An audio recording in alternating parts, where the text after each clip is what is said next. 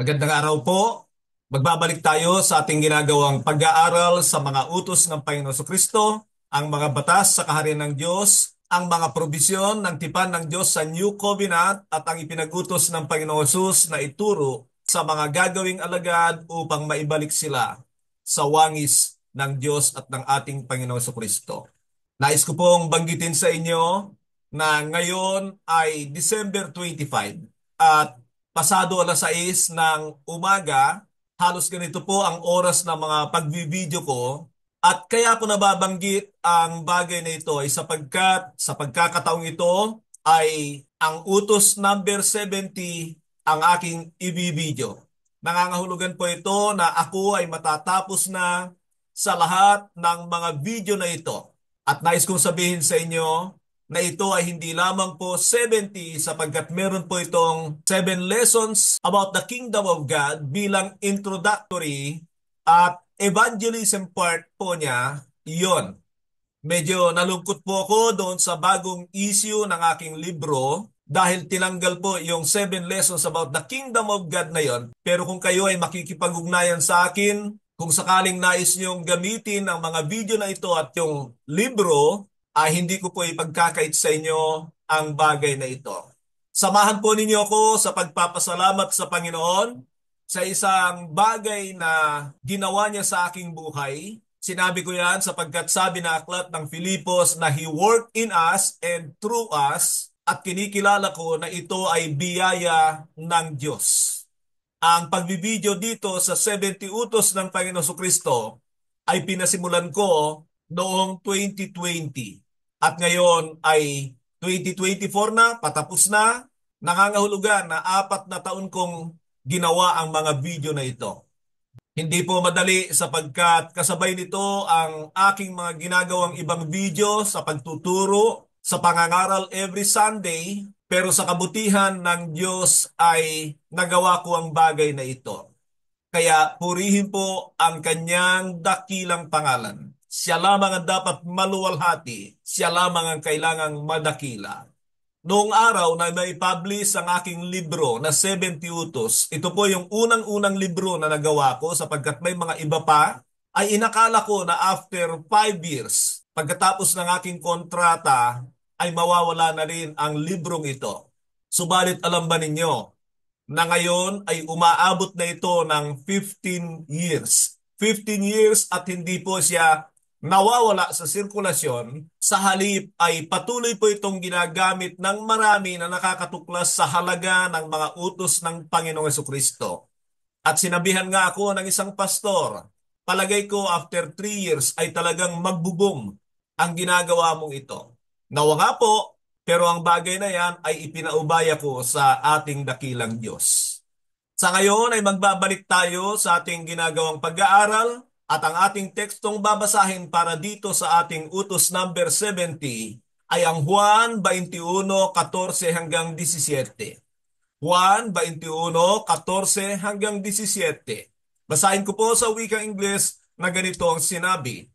This is now the third time Jesus appeared to his disciples after he was raised from the dead. When they had finished eating, Jesus said to Simon Peter, Simon, son of John, do you love me more than this? Yes, Lord, he said, you know that I love you. Jesus said, feed my lambs. Again, Jesus said to Simon, son of John, do you love me? He answered, yes, Lord, you know that I love you. Jesus said, take care of my sheep. The third time he said to him, Simon, son of John, do you love me? Peter was hurt because Jesus asked him the third time, do you love me? He said, Lord, you know all things. You know that I love you. Dito sa pangatlong pakikipagtagpo ng Panginoon sa kanyang mga alagad pagkatapos na siya muling mabuhay, kung titingnan niyo ang konteksto ay kinatagpo niya ang mga alagad na nasa karagatan upang mangisda. At makikita natin na si Pedro ang kinausap niya sa pagkakataong ito tungkol sa mahalagang bagay na kanyang iiwanan na gagawin ng kanilang grupo. At ang makikita nating ipinag-uutos niya kay Pedro ay feed my sheep, take care of my lambs. At yan po ang ating ipapalagay na ika-70 utos ng Panginoong Kristo. Pakainin, alagaan ang aking mga tupa. Pakainin, alagaan ang aking mga tupa. Nais kong malaman ng bawat isa sa atin na sa panahong ito ay hindi po ibinabalik si Pedro sa pananampalataya. Sapagkat sa pagkakataong ito ay pangatlong beses niya na nakita ang Panginoon na muling nabuhay. Malinaw po yan na sinabi rito, this is now the third time that he showed himself to the disciples. At imposibleng hindi pa na ibabalik ang pananampalataya ni Pedro sa Panginoon. Pero ang nakikita ko na dahilan na muling kinatagpo ng Panginoon ang kanyang mga alagad ay upang ayusin ang pagiging leader ni Pedro sa kanyang grupo. Makikita natin sa Kabanata 1 ng Aklat ng Gawa na si Pedro na talaga ang umaastang leader. At makikita naman natin na pagkatapos nilang tumanggap ng banal na Espiritu sa chapter 2 at chapter 3 ay nandoon na ang pagpapasakop halimbawa ni Juan sa kanyang liderato. Nangangahulugan na kinikilala nila na si Pedro na nga ang leader. Sinasabi ko ito mga kapatid sapagkat napakahalaga ng bagay na ito bago iwanan ng Panginoon ang kanyang mga alagad. Kailangan ay meron silang kikilalaning leader. At alam natin na bagamat hindi nagtatangi ang Panginoon o ang Diyos, ay sinisigurado ko na may mga ilang bagay na napansin ang Panginoon o ang Diyos kay Pedro. At yan ang dahilan kaya siya itinatalagang leader sa pagkakataong ito. Nais kong sabihin sa inyo na marami sa atin ang higit na nakikita ang mga kakulangan ni Pedro. Ang mga pagkakataon na tila katawa-tawa ang kanyang mga ginagawa.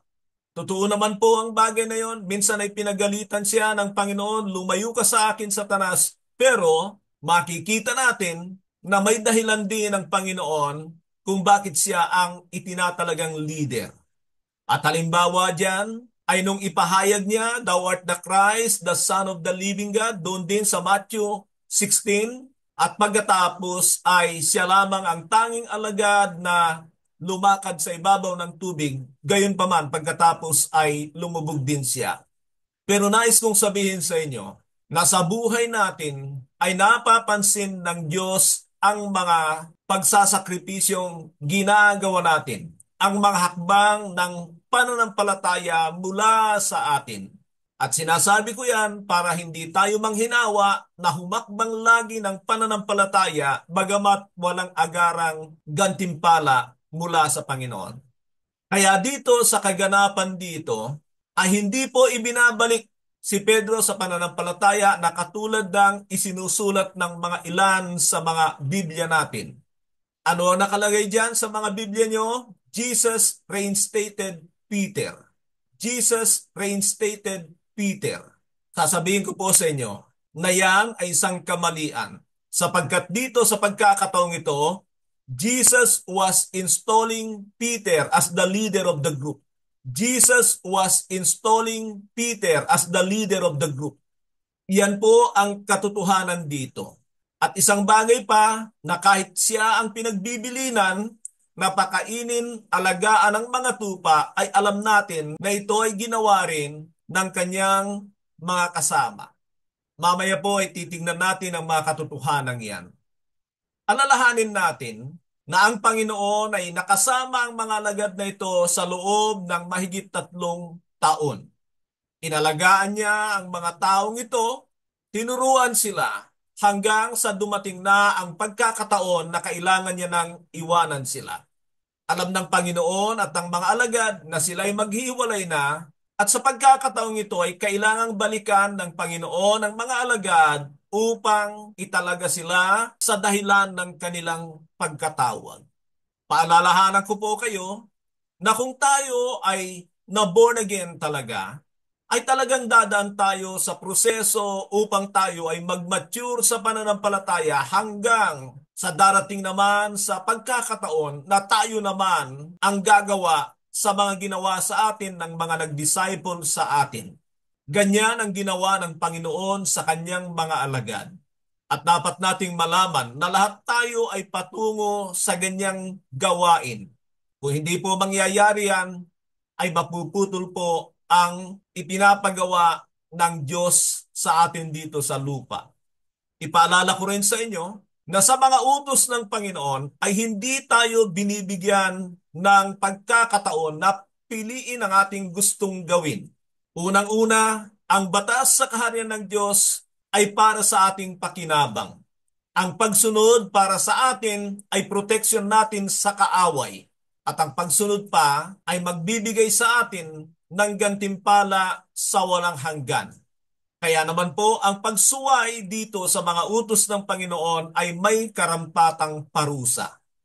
Sinasabi ko ang bagay na ito upang malaman natin na sa panahong ito, sa tingin ko ay ipinapasa naman sa atin ang gawain ng pagpapakain at pangangalaga sa mga tupa ng Panginoon. Sinanay tayo sa mga ganitong gawain upang kalaunan tayo naman ang gagawa nito sa mga nakakabatang tupa. Naniniwala po ba kayo dyan? O kapag natapos na natin ang 70 utos ay tapos na rin tayo? Hindi po. Panahon na para tayo naman ang gumawa ng mga bagay na ito sa mga nakababatang tupa. Dapat malaman ng lahat ng mananampalataya, tunay na mananampalataya, sa ayaw at sa gusto nila, sila ay papunta sa ganitong gawain. Sila muna ay aalagaan, pagkatapos sila naman ang mangangalaga sa mga baguhang mananampalataya. Yan dapat ang direksyon ng gawain ng Panginoon para manatiling buhay na buhay. At sa bagay na yan ay makikita rin natin ang halaga ng mga batas ni Kristo para hindi tayo maglalaro sa kaharian ng Diyos, hindi lang tayo mag-e-enjoy sa kanyang kaharian o sa ating mga simbahan, kundi dapat ay mangatuto tayo upang pagkatapos ay mangangalaga naman tayo sa mga baguhang tupa. Bago tayo pumailan lang upang linawin ang utos na ito ng Panginoon, ay pupunta muna tayo sa katanungan para sa ating grupo. At ang tanong ay ito: kung ikaw ay maglilingkod sa Diyos, ano ang ibig mong gawing paglilingkod at bakit? Kung ikaw ay maglilingkod sa Diyos, ano ang ibig mong gawing paglilingkod at bakit? Sige po, i-post ninyo ang video ito at pag-usapan po ng inyong grupo ang katanungan yan at mamaya magbabalik po tayo. Magbabalik po tayo upang linawin ang utos na ito ng Panginoon, pakainin, alagaan ang aking mga tupa. Nais ko lang ulitin ang nabanggit ko kanina na alam ng Panginoon na iba ang nais nating gawin kung papipiliin tayo sa mga gusto nating gawin sa kanyang kaharian.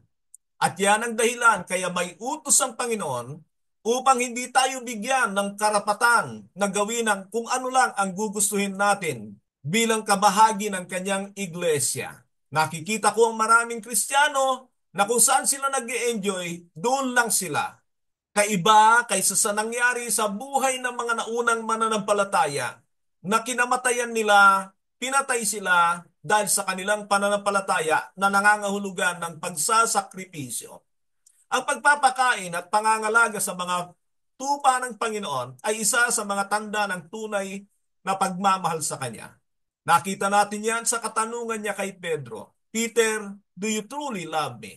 At kung tatanungin kita, mahal mo ba ang Panginoon? Hindi mo na kailangan sagutin ang tanong na yan, alam ko na ang sagot mo, pero dapat ay i-apply mo rin sa iyong sarili ang katanungan yan. If you love the Lord, then you must have to feed and tend His sheep. Pakainin, alagaan ang kanyang mga tupa.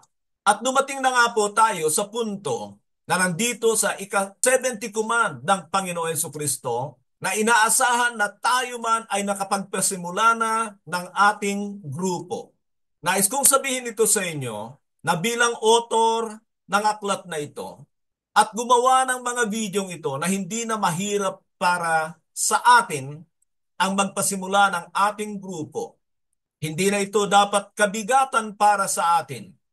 Isang bagay pa, na ito ay hindi lamang maganda, Ito ang mga tama na dapat gamitin sa mga gagawing alagad. Paulit-ulit kong binabanggit ang bagay na ito sa aking mga introduction.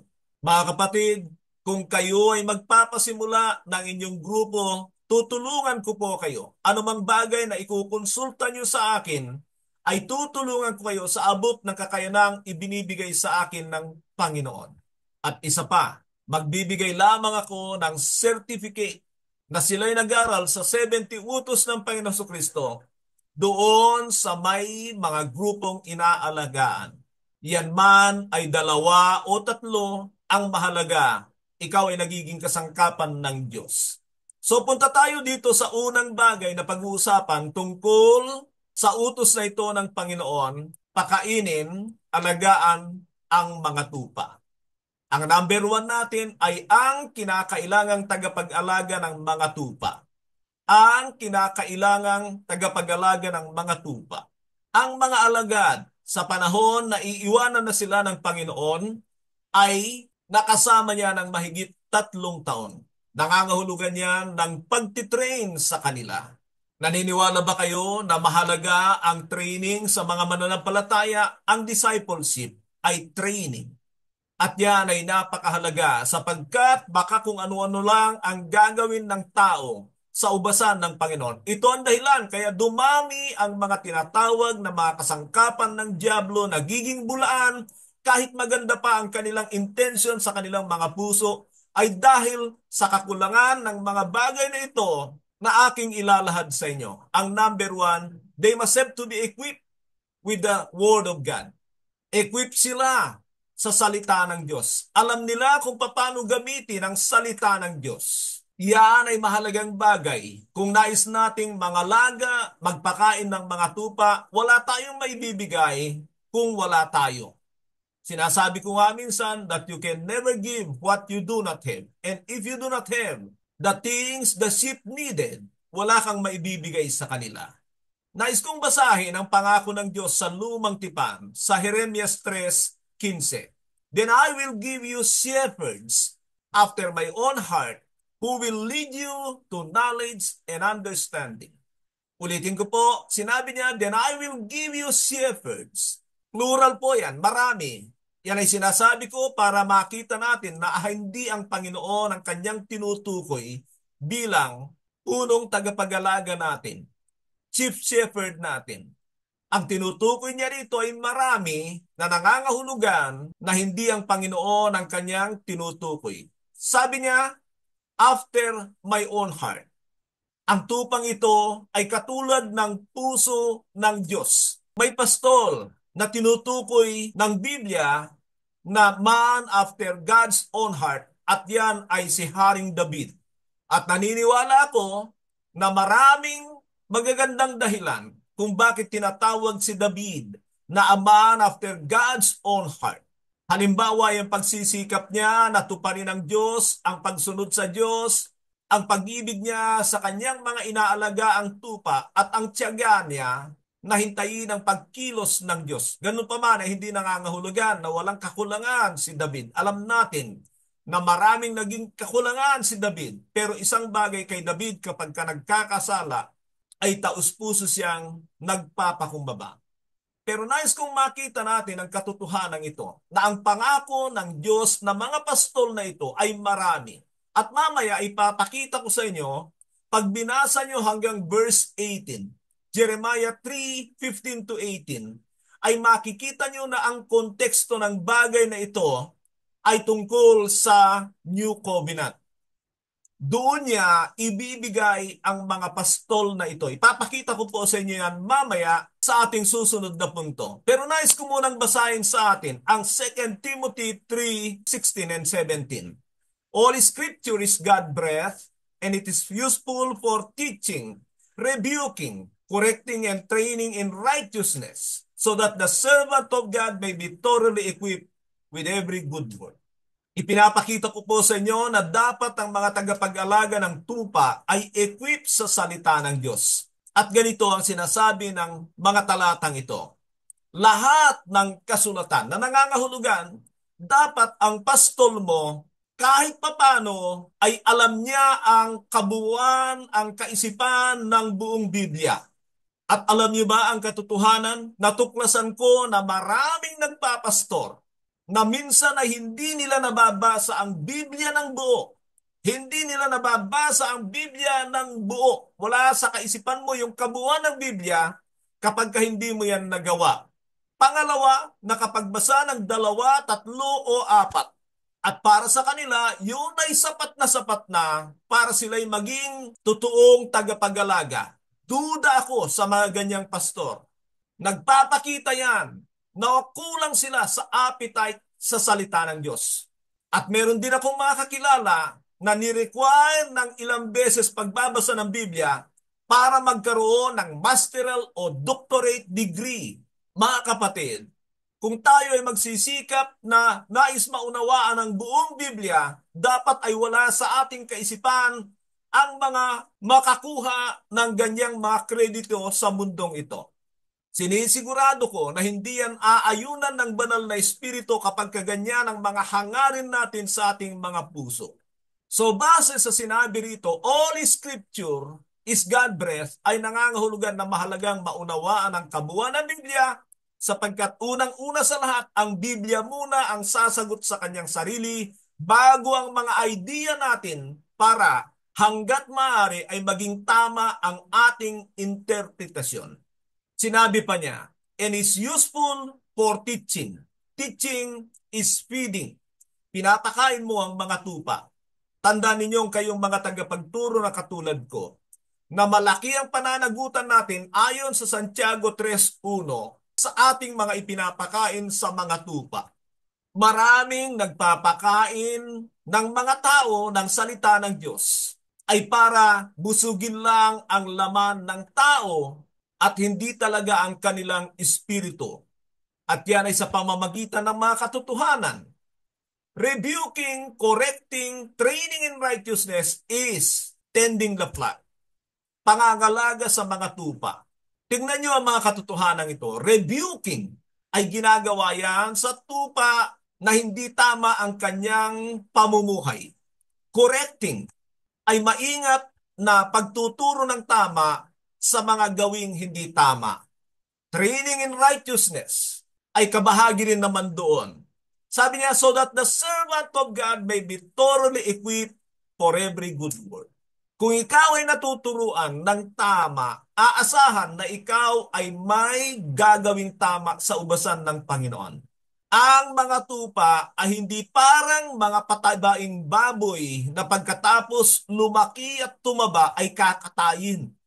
Ang mga tupa ng Panginoon ay inaalagaan sa pamamagitan ng tama at katotohanan upang sila naman ay pakinabangan sa ubasan ng Diyos para sa ikaluluwalhati ng Diyos.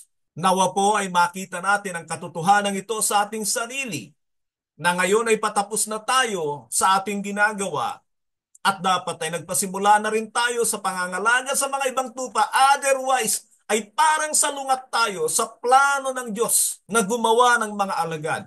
Sisiguraduhin ko sa iyo, pananagutan mo ang mga pangangalaga sa iyo na hindi ka rin nangangalaga ng mga bagong tupa. Lagi kong sinasabi na obligasyon ang mga katotohanang natututunan natin. Mga kapatid, nais kong sabihin sa inyo, kahit hindi nyo ako kikilalanin, kahit hindi ninyo ako ipapakilala sa mga aalagaan ninyo. Ang mahalaga sa akin, naturuan ko kayo at kayo naman ang gagawa at kayo ay mananagot sa Panginoon sa inyong mga gagawin kung yan ay mga totoong tupa ng Panginoon. Paalala ko lang po na sa panahon natin ang daming mga tagapagturo na kumpiyansang-kumpiyansa sa kanilang mga pinaggagawa na kung ikaw mismo ay hindi sanay, hindi mo gamay ang salita ng Diyos, malamang ay idadamay ka ng mga taong ito sa kanilang mga dadayain. Sana po maalala nyo na sa aking mga pagtuturo sa inyo, hindi ko kinakaligtaan na i-check ang inyong mga Bible reading. Napakahalaga noon sapagkat gusto ko na kayo maging tunay na alagad ng Panginoon at hindi ko tagasunod. Naway sumusunod lamang kayo sa akin dahil nakikita nyo na ang aking mga itinuturo sa inyo ay mga katotohanan. Punta tayo sa ating pangalawa at ito, knowing the difference between the Old and New Covenant. Knowing the difference between the Old and New Covenant. Isinasama ko po ito mga kapatid sapagkat nakikita ko na ang kalinawan ng Old and New Covenant ay nawala sa mga iglesia. Nagtitiwala ang marami na kapag meron na silang Jesus, meron na silang komunyon, meron na silang bautismo, ayun na ang New Covenant. Alam niyo, ganito po yan. Ang mga isinulat ng mga apostol o kaya ay pasisimula sa aklat ng gawa ay ipinapakita na diyan ang kaibahan ng panahon ng banal na Espiritu. Diyan ay makikita natin na lahat ng naboborn again ay nagtataglay ng Espiritu ng Diyos. Kapag walang Espiritu ng Diyos na tinanggap, ay hindi yan naborn again. At ang palatandaan yan ay walang appetite sa pag-aaral sa salita ng Diyos. Sapagkat kung titingnan natin, yung mga na-convert sa Acts chapter 2 na 3,000 ay sinabi, they devoted themselves to the apostles' teaching na nangangahulugan, naging suga pa talaga na matuto ang mga Hudyong ito sa mga natutunan ng mga alagad sa Panginoong Hesukristo. Ang aral na kanilang tinatanggap ay apostles' doctrine. Apostles' doctrine, hindi mga reformation o kaya ay mga bagong turo. At alam niyo po ba na sa panahon natin ay hindi na gaanong pinag-uusapan ang New Covenant. Wala sanang problema yan sapagkat automatic na sa New Testament, pagkatapos ng Matthew, Mark, Luke dyan, ang lahat ng iglesyang naitatag ng mga apostol ay nasa New Covenant essence. Yun ang turo nila. Kaya lang sa ating kapanahunan ay ginagamit ang mga batas at mga pangako ng Diyos sa Israel. At yan ang nagpapakilala ng pagkahalo-halo ng turo sa ating kapanahunan. Confuse ang marami na gamitin ang mga batas ni Moises, mga pangako sa Israel, ang kinin at marami pang iba. At sinasabi ko ito sapagkat ito ay nakikita ko sa maraming iglesia. Hindi malinaw sa kanila kung ano ang New Covenant dahil hindi nila ito nadidistinguish ang kaibahan nito. Basahin ko po sa inyo yung pangako ko kanina sa Jeremiah 3:15-18 para makita natin na yung mga pangako na tagapagturo ng Panginoon ay para sa New Covenant. Sabi niya, then I will give you shepherds after my own heart who will lead you to knowledge and understanding. In those days, when your number have increased greatly in the land, declares the Lord, people will no longer say, the ark of the covenant of the Lord. It will never enter their minds or be remembered. It will not be missed, nor will another one be made. Una muna ay inaasahan ko na kayo ay medyo malalim-lalim na sa salita ng Diyos. At kung titingnan nito, bakit ako parang nangingiti, ay sapagkat sa ating kapanahunan, may mga churches na gumagamit nung katulad ng Ark of Covenant. Maalala ko sa Cubao na inalok kami niyan pag na-recite namin ang 10 Commandments at 5 sa aking grupo dati ay dapat bigyan daw ng Ark of the Covenant. Pero aanhin namin yon. Yun ay hindi na mahalaga. Pero dito makikita nyo na sinabi ng Panginoon na kakalimutan na nila ang Ark of Covenant. May mga ilang dahilan kung bakit binabanggit dito, pero kung titingnan niyo ang Ark of Covenant ay tanda yan ng tipan ng Diyos sa Israel. At tanda rin niya ng templo na doon ay bumababa ang presensya ng Diyos. Sa panahon ng New Covenant, tayo ang templo ng Diyos, nasa atin ang Espiritu ng Diyos. Kaya yung Ark of the Covenant, sa mga iglesia na gumagamit ng ganyan at inaakala nila na presensya ng Diyos, mga nadadaya yan. Maniwala kayo, mga dinaya yan ng kaignorantehan. Verse 17, at that time they will call Jerusalem the throne of the Lord, and all nations will gather in Jerusalem to honor the name of the Lord. Nakikita nyo, kasama na ang mga bansa. Bakit? Yan ang New Covenant. At nais ko sabihin sa inyo, yung pagsasalita ng mga iba't ibang wika na malagad ay tanda na tinanggap na muli ng Diyos ang mga iba't ibang bansa. Hindi na lamang Israel ang kanyang mga pinili, kundi lahat. ng mga sumasampalataya at totoong na born again dahil sa anak ng Diyos. Sinabi pa sa verse 18, "In those days, the people of Judah will join the people of Israel, and together they will come from northern land to the land I give your ancestors as an inheritance." Tandaan niyo ito mga kapatid. Nang mga ilang beses pinangalat ng Diyos ang Israel, ay divided kingdom sila. Merong Israel and Judah. Pero kung titingnan niyo ngayon ang Israel, ay United Kingdom. At yan ang tanda ng katuparan ng New Covenant na pangako, konektado dito sa pangako ng Diyos na mga shepherds na magpapakain ng tama sa mga tupa. Yan ang sinasabi ko sa inyo kanina. Pag-aralan ninyo ang Ephesians 2:11, Romans 9:4 and 5, Hebrews 8:7-13 para sa mabilisang kaunting pangunawa tungkol sa New Covenant. At pupunta tayo dito sa ating pangatlong punto na kinakailangan ng tagapag-alaga sa mga tupa. Pangatlong punto, mahal niya ang Panginoon. Mahal niya ang Panginoon. Mahal mo ba ang Panginoon? Siyempre alam ko ang sagot mo. Pero ang tanong ko ay masunurin ka ba sa kanyang mga utos? Sapagkat sinabi ng Panginoon, "If you love me, obey my commandments." Yan po ang katotohanan dito. At ilang beses yan binabanggit ng Panginoon sa John 14:15, John 15:8-10, 1 John 2:3-5. Na ang tunay na pag-ibig sa Diyos ay pagiging masunurin sa mga utos ng Panginoong Hesukristo.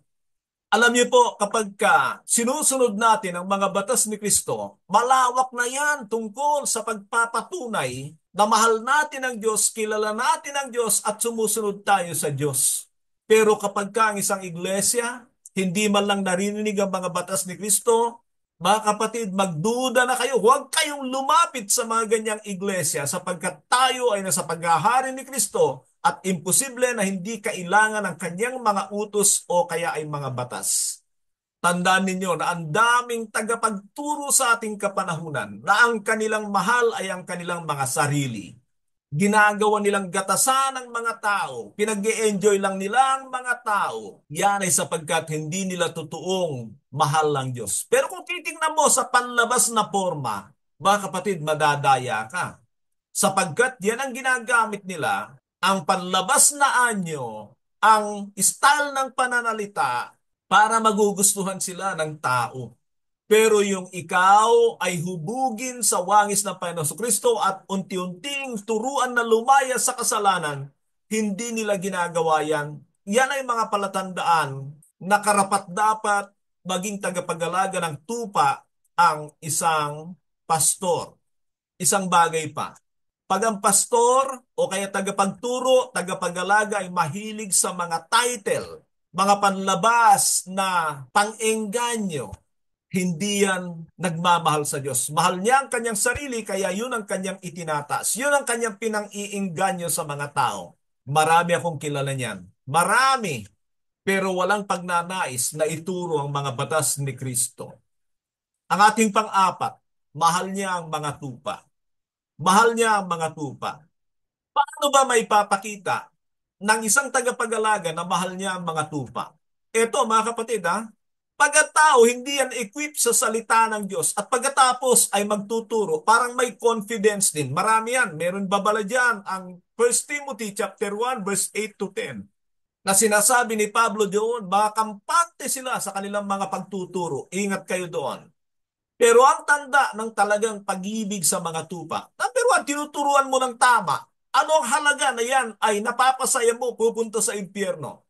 Pagtuturo ng tama ang mahalaga. Mga kapatid, alam nyo sa amin marami nang nakaka-realize niyan. Dahil nakikita nyo na hindi ako malambot na tagapagturo. Nagkukorek ako. Nagre-rebuke ako. Pero dahil nakikita ng mga tao sa amin na tinuturuan ko sila ng tama at hindi ako nangingimi, alam nila na mahal ko sila. At ramdam ko rin naman na mahal nila ako. Basahin ko po ang sinabi ng 1 Peter 5:1-3.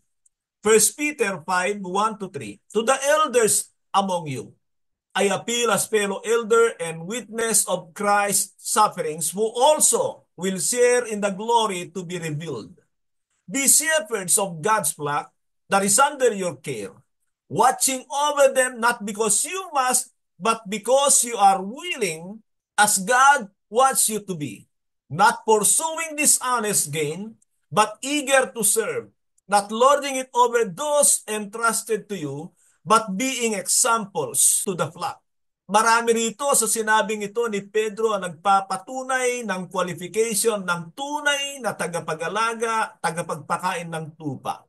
Pero ang gusto kong makita natin dito ay ang tunay na umiibig sa mga tupa ay nandito ang mga qualification nila. Gusto ko yung sinabi ni Pedro na ganito, I appeal as a fellow elder and witness of Christ's suffering, who also will share the glory to be revealed. Alam nyo, ang tunay na nagmamahal sa mga tupa, marunong magsakripisyo. Dahil yan ay halimbawa ng Panginoon. At alalahanin nyo, sabi ng Roma 8:17, na kung tayo ay kasamang tagapagmana kay Kristo, ay dapat kasama rin tayo sa kanyang mga paghihirap.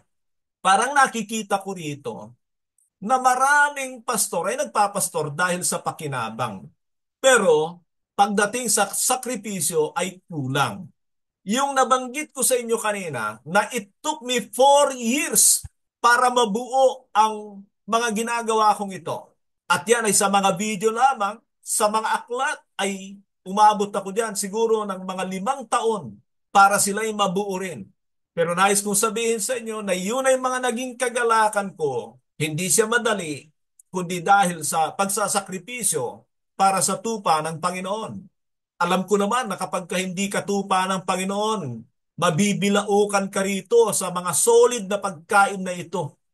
Pero sa mga tupa ng Diyos, talagang mamahal nila ang katotohanan. Yun ang gusto nila.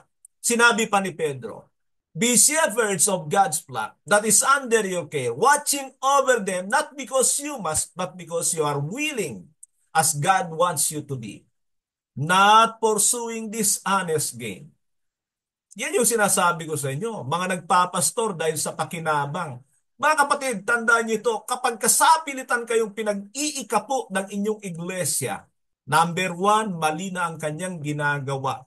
Ang pag-iikapo, nagagamitin mo ang mga talata sa Old Testament, ay tanda na ibinabalik mo sila sa kautusan, pinapanagot mo sila. Kung sinasabi ng inyong pastor na mananagot kayo, magnanakaw kayo pag hindi kayo nag-iikapo, tandayan ng malaking kamalian sa salita ng Diyos. Inaangkin nila ang pangako ng Old Covenant na hindi pangako sa New Covenant. May turo ako tungkol sa pag-iikapo na ang isang mananampalataya ay hindi malalagay sa ilalim ng kautusan. Dahil ang kautusan, pag hindi mo tinupad, may sumpa. Pero kung nag-iikapo ang isang mananampalataya na hindi siya binabantaan ng mga talata, kundi willing siya na ibigay yon, pinili niya na gawin ng pag-iikapo, wala pong masama dyan. Pero kung gagamitin mo ang mga Malakias 3:8-10, mga kapatid, yan kaagad ay tanda ng malaking kamalian ng mga tagapagturo. Sinabi pa ni Apostol Pablo, not pursuing dishonest gain, but eager to serve. Eager to serve. May pagkakataon na kailangan ng mga tupa ang paglilingkod ng pastol. Mahalaga na ginagampanan nito. Meron ding obligasyon ng mga tupa sa mga pastol. Suportahan sila. At nais ko rin sabihin ito na kayong mga tupa, huwag naman ninyong gawing magikero ang pastor. Hindi na yan nagtatrabaho sa sanlibutan kung gano'n ang kanyang kalalagayan. At kayo'y nagtatrabaho, kumikita kayo, pagkatapos pagdadamutan nyo, pananagutan nyo rin yan sa Panginoon. Aasahan nyo na ang pastor nyo ay laging sacrifice, hinahanapan nyo ng accomplishment, pagkatapos wala namang suporta galing sa inyo, mananagot din kayo sa Panginoon. Sinasabi ko lang po yan para mailagay sa kayusan na bilang katawan ng Panginoon, merong manggagawa at merong mga tumutulong, sumusuporta sa mga manggagawa. Sa verse 3, sabi pa niya, not lording it over those who entrusted to you, but being examples to the flock. Ilagay natin ito sa tama. Sabi ng Biblia, submit to your leaders. Pero may limitasyon ang autoridad ng pastor sa kanyang mga tupa. Alam niyo, pag puro utos ang tagapag-alaga, hindi yung utos na hinihingi niya ang willingness ng mga tupa.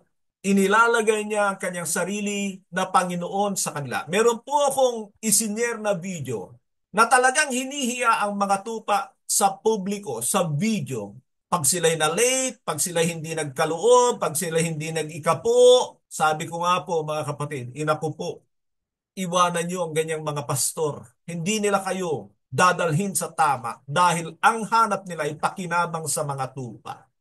Ang ating panglima, not pursuing earthly assets. Not pursuing earthly assets. Alam niyo, ito kasi ang problema ng mga pastor. Ang paghahangad ng maraming bagay sa mundong ito. Pag ganyan ang isang tagapag-alaga ng tupa, minsan ay pinupuwersa niya ang mga tupa lalo na pagdating sa pera. Alam niyo, ang mga alagad ng Panginoon ay tinuruan niya na magtiwala sa Diyos sa lahat ng kanilang paggawa sa ubasan ng Panginoon. At alam ng mga alagad na hindi sila pagkukulangin ng Diyos sa mga pangangailangan nila. Iyon ang ikinantal ng Panginoon sa puso't kaisipan ng kanyang mga alagad. Malala ko yung kaibahan ni Judas. Ano ang kaibahan ni Judas? Ang kaibahan ni Judas, kahit siya pala ay kasakasama ng Panginoon, ay nag-iipon na pala mula sa kaloob ng pambili ng kanyang lupain. Basahin niyo ang Acts chapter 1. At marami, mga manggagawa na after sila sa mga bagay sa mundong ito. May mga pastor na nag-aaway-away sa ari-arian. May mga nag-aagawan, nagdidemandahan. Meron din mga ari-arian ng church nilalagay sa kanilang personal na pag-aari. Yan ay mga uri ng kasakiman. Mga asong gubat na nagdaramit ng damit ng tupa. Yung mga ganyang tagapag-alaga ng tupa, ginagawang business ang mga tupa. Pagkatapos ay pinagsasakripisyo ang kanilang mga tupa, mag-isip-isip na po kayo. Basahin ko itong sinabi ni Pablo kay Tito. Tito 1:7. Since an overseer, pastor, tagapag-alaga, manages God's household, he must be blameless, not overbearing, not quick-tempered, not given to drunkenness, not violent, not pursuing dishonest gain. So diyan ay makikita natin ang ilang qualification ng tagapag-alaga ng tupa. 1 Peter 5:2, be shepherds of God's flock. Sabi niya, not pursuing dishonest gain, but be eager to serve. Minsan sinasabihan ko yung mga leader, alam nyo, kung hindi nyo kayang mabuhay ng pagsasakripisyo, magtrabaho kayo. Kaysa dadagdagan ninyo ang sumpa sa buhay nyo na ginagawa ninyong business, ang church. Pag yan ay hinangad mo na doon kaya yaman, sigurado kong malilihis ka sa katotohanan. Sigurado po yan. Sapagkat ang gagawin mo ay para mong patatayain sa sugal ang mga member mo. Pag sila'y nag-invest doon, tumaya doon, ay babalik sa kanila ng sobra-sobra sa pananalapi. Hindi ba ganyan ang mga mayayamang iglesia? Ang pangako nila ay mga bagay sa mundong ito, diyan nyo makikita, magkahalo-halo ang kanilang mga katuruan na nangangahulugang malayo sa katotohanan sapagkat ang pangako ng New Covenant ay mga bagay na pangwalang hanggan at maaari nating ipagpalit yung mga temporaryong bagay na ipinagkakatiwala sa atin ng Diyos para makamtan ang mga bagay na pangwalang hanggan. Ang pang-anim ay knowing His goal for the sheep. Knowing His goal for the sheep. Alam niya ang kanyang layunin para sa mga tupa. Ngayon, kung ikaw ay pastol, tanong ko nga sa iyo, ano ang layunin mo sa mga tupa? Ano ang layunin ko sa inyo? Palagay ko sa mga tinuruan ko ng aabot ng 3 taon, lahat sila alam nila kung ano ang layunin ko sa kanila. At hindi lamang layunin sa bibig, kundi layunin sa pagpapakita ko sa kanila. Sa mga halimbawa ko sa kanila. At ano yon? Ganito ang sabi ng Ephesians 4:11-13. Ephesians 4:11-13. Alam niyo, paborito ko po ito sapagkat ito ay nagpapakita kung ano talaga ang lingkod ng Diyos na tagapag-alaga sa mga tupa. Sinabi doon, and He gave some to be apostles, some to be prophets, some to be evangelists, some to be pastors, and some to be teachers to prepare God's people for the work of ministry or work of service. To prepare God's people for the work of service. Isa na yon. Sinabi ng kasunod, so that the body of Christ may be built up until we all reach unity in the faith. Unity in the faith and in the knowledge of the Son of God and become mature. Mag-mature sila. Hindi sila mga baby. At ang sinabi, attaining to the whole measure of the fullness of Christ. Ang totoong goal ng mga totoong tagapagturo, tagapag-alaga, tagapagpakain ng tupa ay hubugin sila sa wangis ni Kristo. Ang wangis na nawala dahil sa kasalanan. Ibinabalik ng Panginoon sa atin. Yan ang discipleship. Marami nagsasalita ng Great Commission. Discipleship. Ang ginagawa sa mga member ay pinagsosolwin lang. Pagkatapos ay sila na yung mga disciple. Tinatawag silang mga disciple. Mga kapatid, ang tunay na alagad ng Panginoon, ayon sa Great Commission, Matthew 28:19-20, ay alam ang mga batas ni Kristo at isinasa buhay ito, teaching them to obey all that I have commanded you. Dahil yung mga batas ni Kristo ang nagdadala sa atin ng karakter ni Kristo, ng attitude ni Kristo, ng motive ni Kristo, at ng work ni Kristo para tayo ay maging katulad niya, attaining to the whole measure of the fullness of Christ. Hindi ko kailangang ipaliwanag ito ng mahabaan sapagkat meron akong video na 12 about pursuing Christ-likeness. Pursuing Christ-likeness. So kung ipapaliwanag ko ito ng 2-3 minuto rito, kulang na kulang yan. Punta kayo doon sa mga video na yon kung gusto nyong ma-attain yung Christ-likeness at kayo ay makikinabang ng malaki. Pampito natin ay tunay na nagtataglay at puspos ng banal na espiritu. Alam niyo, dapat walang nagtuturo, walang nangangalaga ng tupa na hindi talaga totoong puspos ng banal na espiritu. Pero dahil sa maling ebanghelyo, na pinatanggap lang kay Jesus ay inaakala nandun na ang kapuspusan ng banal na espiritu. Ito ang nagiging bunga, yung katulad ng ginagawa ng mga kamalian sa ating kapanahunan. Yan ang bunga. Doon pa lang nagpapasimula. Sa New Covenant churches, sa mga nasa iglesia dito sa Biblia, lahat sila ay expected na puspos talaga ng banal na espiritu. At sana ay nagiging kasangkapan sila ng Diyos at patuloy na inaalagaan ang pananahan ng banal na espiritu sa Kanya.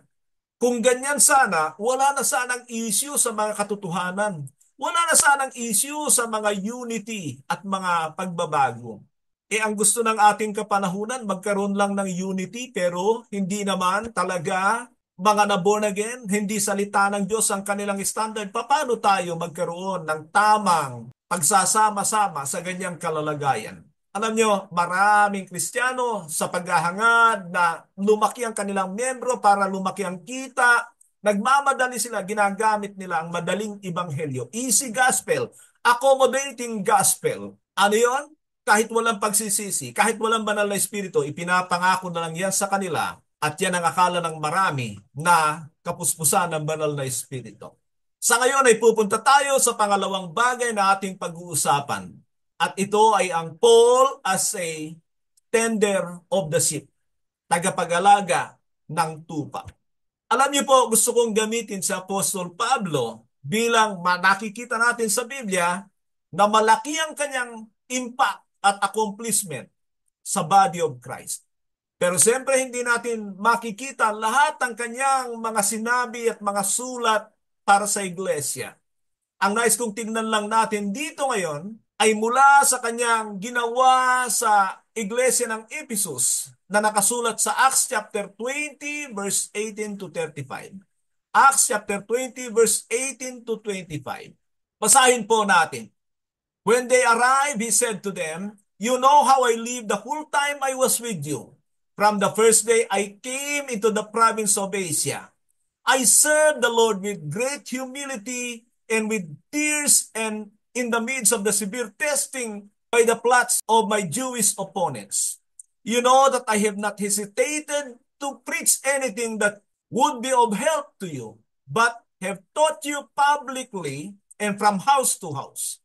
I have declared both to the Jews and Greeks that they must turn to God in repentance and have faith in the Lord Jesus Christ. And now, compelled by the Spirit, I am going to Jerusalem, not knowing what will happen to me there.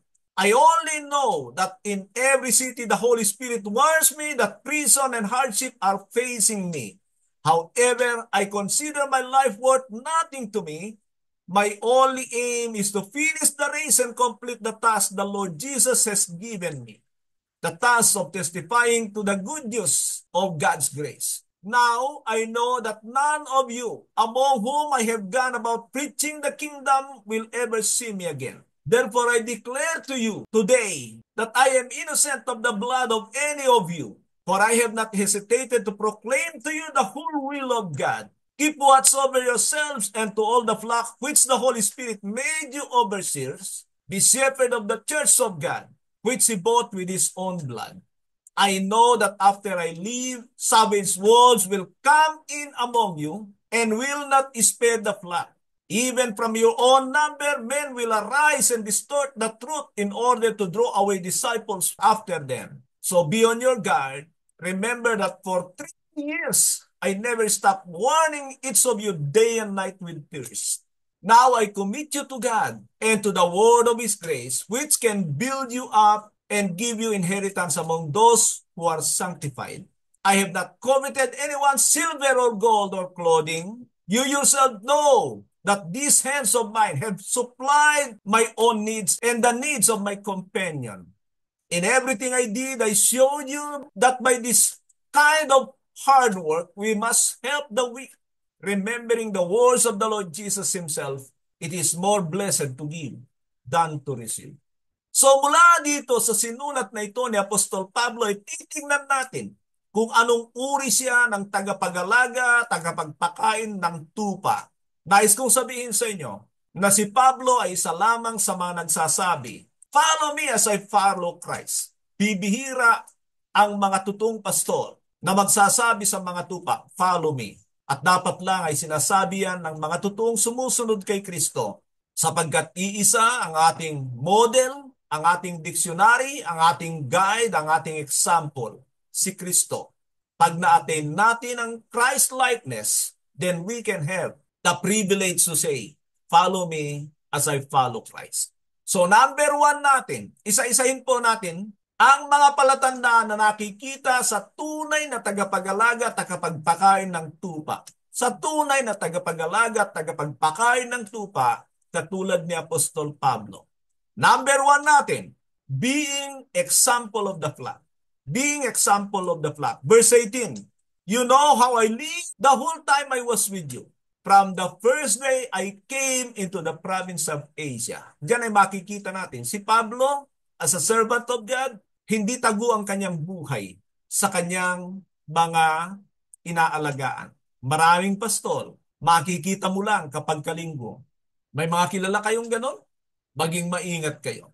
At isang bagay pa, dapat ay walang mga itinatago ang mga tagapag-alaga ng tupa ng Panginoon. Number 2, sinabi ng verse 19, "I serve the Lord with great humility and with tears in the midst of the severe testing by the plots of the Jewish opponents." Una, inayos kong makita nyo, kapag katutuo ka na lingkod ng Diyos, magre-raise up din ang diablo ng kanyang mga manggagawa para labanan ka, panghinain ka. Ganyan si Apostol Pablo. Sabi niya, "I serve the Lord with great humility and with tears in the midst of the severe testing by the plots of my Jewish opponents." Ano ang sinasabi ni Pablo diyan? He was relying on God's grace. He was relying on God's grace. Sa lahat ng sitwasyon, patuloy siyang nagpapakumbaba, naiyak sa Diyos para tulungan siya ng Panginoon. And where there is humility, there is the grace of God. Later on ay makikita natin yung sinabi niya, "Now I commit you to God and to the word of His grace." Yan ay yung papakita na patuloy siyang umaasa sa biyaya ng Diyos. Alam niyo kung umaasa ang manggagawa ng Diyos sa biyaya ng Diyos, he becomes reliable. He becomes reliable. Number 3, verse 20 to 21. "You know that I have not hesitated to preach anything that would be helpful to you, but have taught you publicly and from house to house. I have declared to both the Jews and the Greeks that they must turn to God in repentance and have faith in the Lord Jesus. Ito ang kwalidad ng isang tagapag-alaga, tagapagpakain ng tupa. Hindi siya compromiser. Hindi siya compromiser. Ang katotohanan ay pinaninindigan niya, ginagamit niya ito, hindi siya tumitiklop sa mga opposition niya. Marami akong nababasa kapag kabagong taon na mga pastor na nagkukunwari na humihingi ng kapatawaran kung sino man ang na-offend nila. Mga kapatid, ang Panginoon ay hindi humingi ng paumanhin sa kanyang mga ginagawa. Alam niya na ang kanyang mga ginagawa, una sa lahat ay pagsunod sa Ama. At alam niya na maraming ma-offend sa katotohanan. Ganyan din po ako. I will never apologize because of what I said and I've done. As long as I am doing it for the glory of God, hindi ako hihingi ng paumanhin kahit sinong ma-offend dahil yan ay para sa kabutihan nila. Pero doon sa mga nagkukunwari na hihingi ng paumanhin, mga kapatid, beware na yan ay mga ipokrito, mapagkunwari. Hindi yan ginawa ng Panginoon at ng mga alagad dahil tumatayo sila sa katotohanan. Pang-apat natin, sa verse 22 to 24. And now, compelled by the Spirit, I am going to Jerusalem, not knowing what will happen to me there. I only know that in every city the Holy Spirit warns me that prison and hardship are facing me.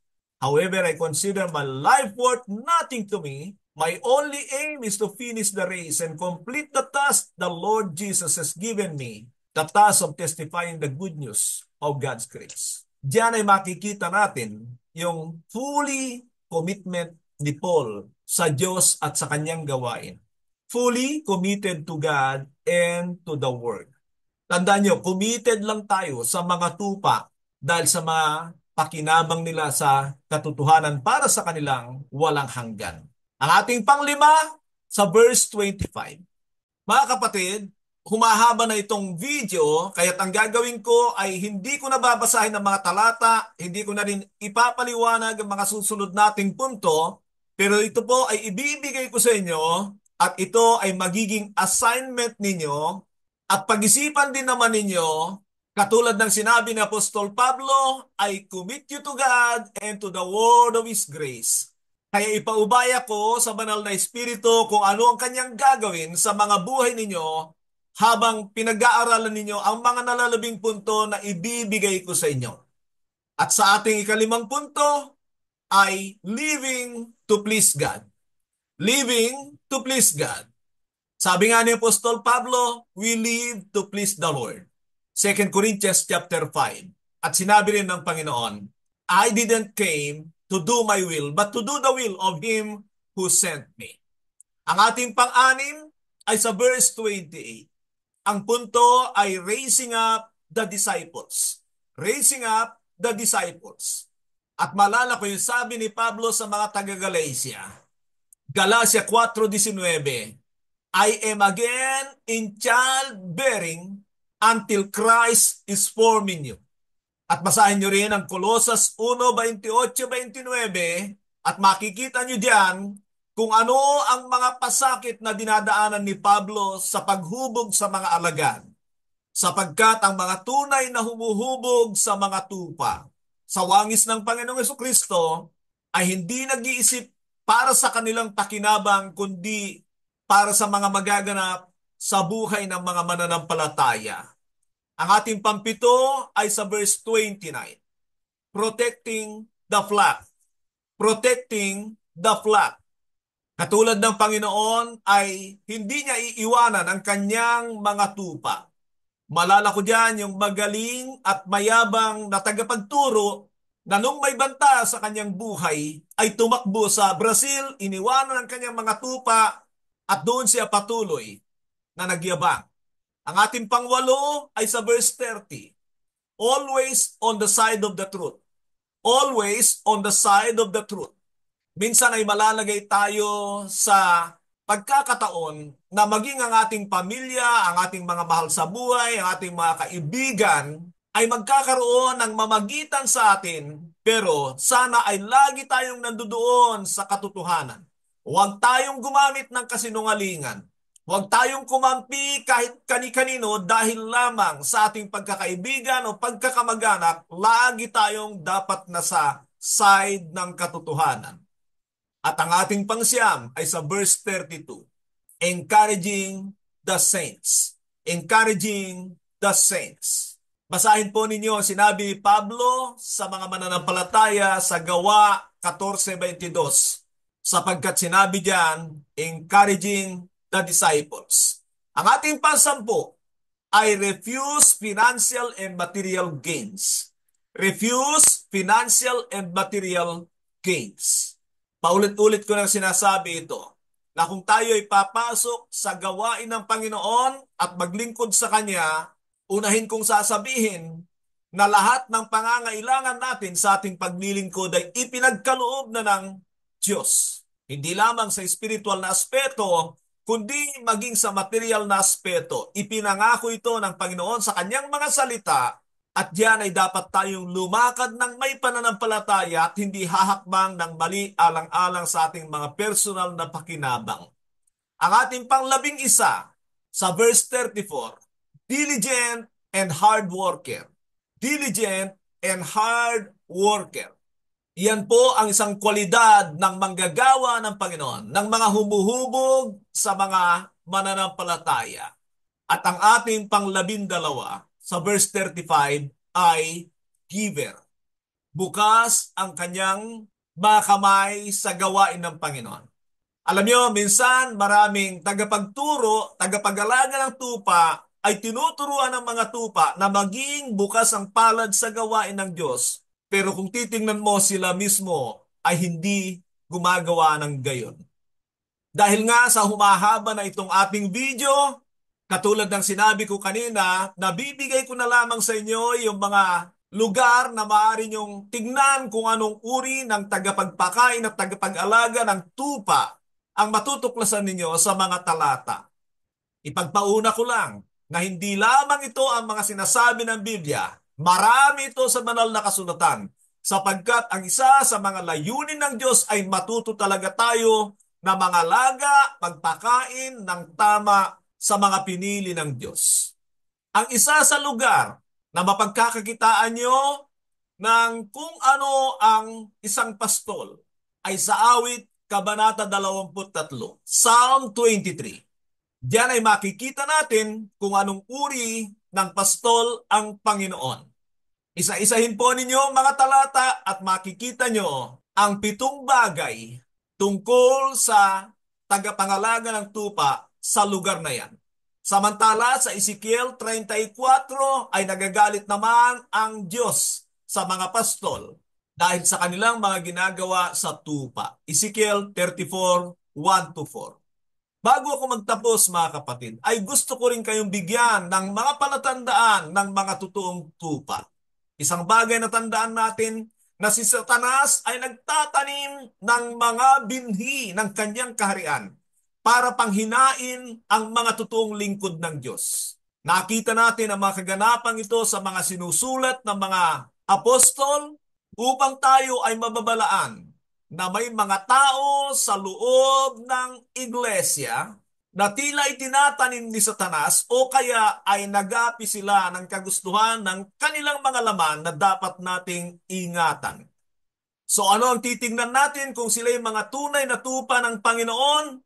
Sila ay nakikinig sa salita ng Diyos. Hindi sila naghahanap ng entertainment. Gusto nila ng katotohanan dahil sila man ay naghahanap ng buhay. Sabi nga ng Panginoon, my sheep knows my voice and they listen to me.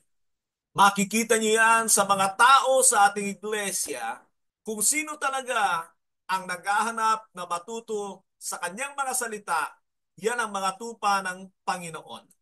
Pangalawa ay nagpapasakop sila sa katotohanan. Sabi ni Pedro sa unang Pedro 5:5, submit yourselves to your elders and clothe yourself with humility towards one another. Sinabi rin yan sa Hebreo 13:7 at 17 na ang mga tupa ay dapat magpasakop sa kanilang mga tagapanguna.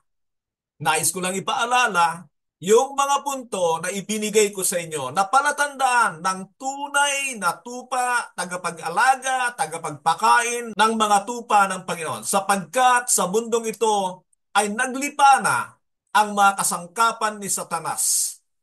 At naniniwala ko na sa bagay na yan ay nababalaan ko na rin kayo, kaya maging maingat po tayo. Ano ang pag-uugali na pinapalabas ng utos na ito ng Panginoon Kristo? Feed, take care of my sheep. At ang nakikita kong karakter na pinapalabas nito sa mga manggagawa ng Diyos ay pag-ibig. Pag-ibig sa Diyos at pag-ibig sa mga tupa ng Panginoon.